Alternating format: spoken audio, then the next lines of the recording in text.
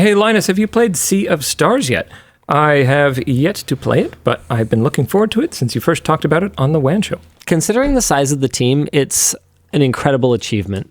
I found the art to be mind-blowing. It's such a beautiful game. The music is as good as the art. It's absolutely incredible. I do not understand at all the praise for the combat. I found it to be tedious and repetitive. I think that if I had maybe used some of the crutches, the modifiers that you can activate, maybe I would have found it easier. But I wasn't looking for easy. That's one of the things that I like to a degree about classic RPGs is challenge in particularly boss fights. But in Sea of Stars, I just found kind of every encounter was sort of tedious. And there's something to be said for being able to get wiped at any moment, always kind of having that, that thrill of that danger, right? But I just, the combat is it seemed really promising right at the beginning. And then I kind of went, oh, that's as interesting as it gets. And it's an indie game. So you have to keep your expectations realistic, but there wasn't enough playtesting. You'd have boss fights where they have this mechanic where the bosses will have kind of a roulette thing, and then you'll have to hit them with... Your pasties falling off over there. Oh, sorry. Yeah, no worries. You'll have a roulette thing, and then it'll come up with, a supposedly, I guess, randomized combination of elemental or attack types that you need to hit it with in order to prevent it from unleashing a bigger attack, which is on the surface a pretty cool mechanic, except that often, very often, you'd have a 2-turn countdown timer, and you'd have to hit it with 3 strikes of something that you only have 2 characters, each of which can hit for 1. And you're just like, well, that's pretty f***ing stupid. Or you're just unlucky, and that character, you have 1 turn to do it, and you could do it, but you're just unlucky, and they don't have any MP, and so you can't do it. So it's like, oh, okay, well, I was just wiped because I didn't have the clairvoyance to know that it was going to be that. And in reality, they're not random anyway. They're predetermined as far as I can tell. There's a couple of different variants.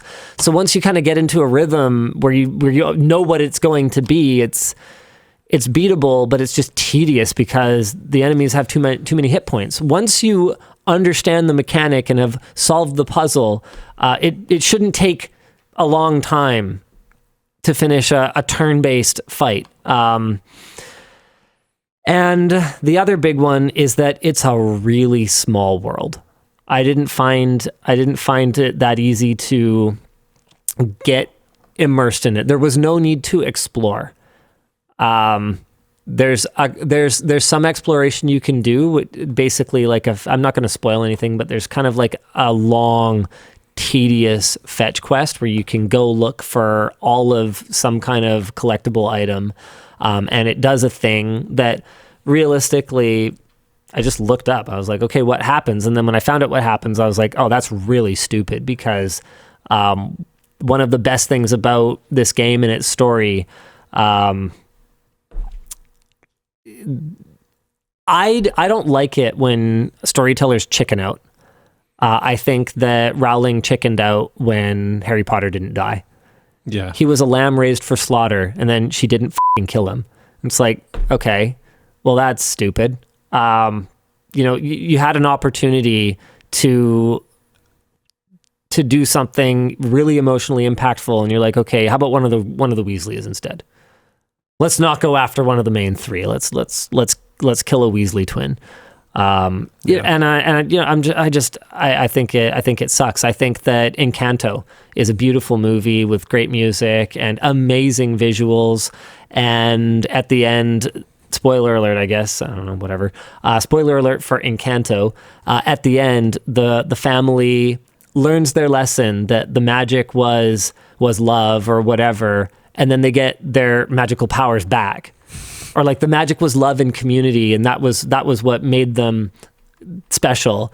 And then they just get their just actual magic back. So they've learned nothing. Then there was no loss.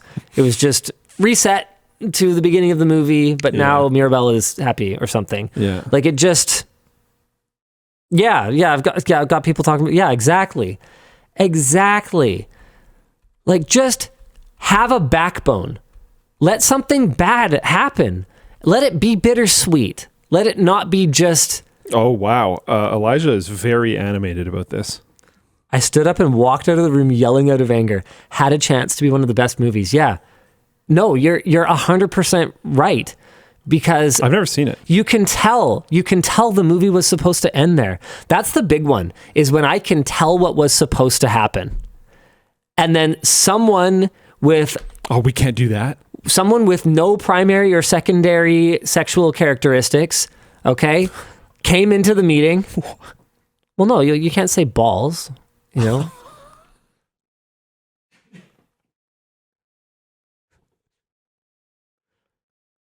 You always impress me. always impress me. Should have waited till he was drinking. Okay. Someone walked in the room and went, no, this might make people actually feel something. And is like, forget it, bail. That sucks. Yeah. Yeah, it sucks. Yeah, Encanto and Harry Potter, I think, are probably my favorite examples of that, where they just chickened out. There's a bunch, but yeah, those are strong ones. Those are recent and hugely culturally significant. Yes, yeah, exactly. But yeah, it's definitely like a thing that happens. All right, yeah. Let's do a topic. You were talking about let's not do a topic. Yeah, you were talking about what was the name of the game again? Sea of Stars? Final Fantasy 6. Been playing more of it. Oh yeah. Oh, you don't like it anymore? No, I do like it. I don't like doing it 3 times.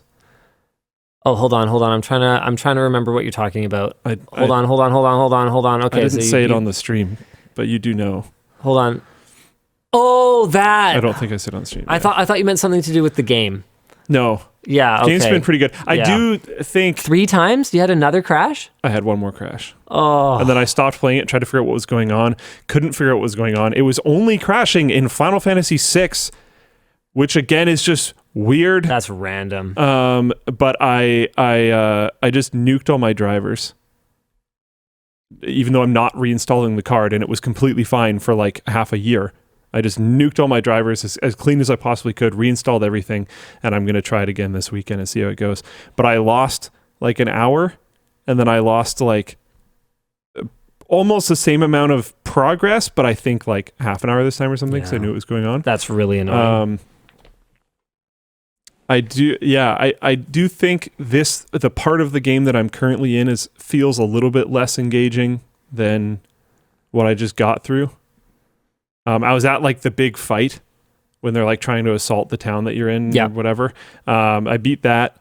That was cool. There's a lot of lead up to that. That was all really exciting. And now like I'm not quite as engaged as I was, but it's still good. I'm at like, what is it to play? Zozo or something? Shit gets real. Okay. Pretty soon. Yeah. I started getting smacked around a little bit. Yeah. Yeah. The fight was actually really easy. No, that's fine. Zozo's a real challenge. Yeah. They hit hard. Yeah. And all of a sudden you have to like figure out magic. Yeah. Yep. I'm running into that. But it keeps like dying.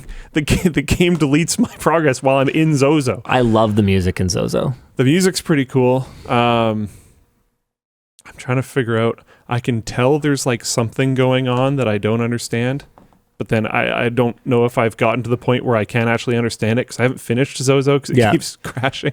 But there's like, all the people keep talking about the second hand and stuff. I'm not trying to, I'm going to ignore chat for a little while. Yeah, Zozo's a weird place. Yeah. Yeah.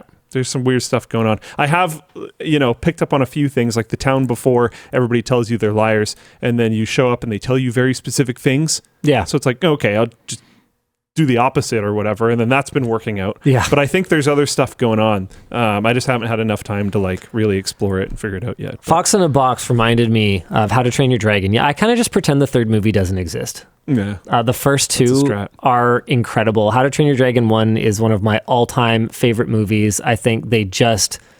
I don't see how it was possible for them to deviate that much from the source material and still just make such an absolute banger of a movie. Do you like the source material? It's great. Yeah. Have you read it? No. Oh, okay. Yeah, no, it's I've watched great. the movie and it was great, but I haven't read it. It's great in its own way, but to give you some idea how different it is, Toothless... For one thing, to give you some idea how different it is, the Vikings and the dragons are coexisting already at the very beginning of How to Train Your Dragon, the book series. I haven't watched it in a long time, but isn't that like the plot of the first one or something? Yeah, that they don't. Yeah. Yeah. So Toothless is this big and like lives in Hiccup's shirt. That's pretty different. Yeah. That's cool though. Yeah. Did they work with the writer to like make a derivative, or did they just come up with it on their own? I don't know if Cressida Crowell, I can't remember her name. But I don't know how involved she was in the movies, but they are completely different. But they did the typical movie thing. So the books end well. But they did the typical movie thing where in the third one, it's just like, yeah, there's a sad ending. And then they're just like, fail. Yeah, I hate that. I don't know. I saw some people talking about how they're kids' movies. You know, you're not the target audience. It's like, right, but the kids' media that I remember so much had sadness. It had emotion. Like one of maybe. No, I think it's fair to say one of my favorite movies when I was a kid was The Land Before Time. That is a devastating.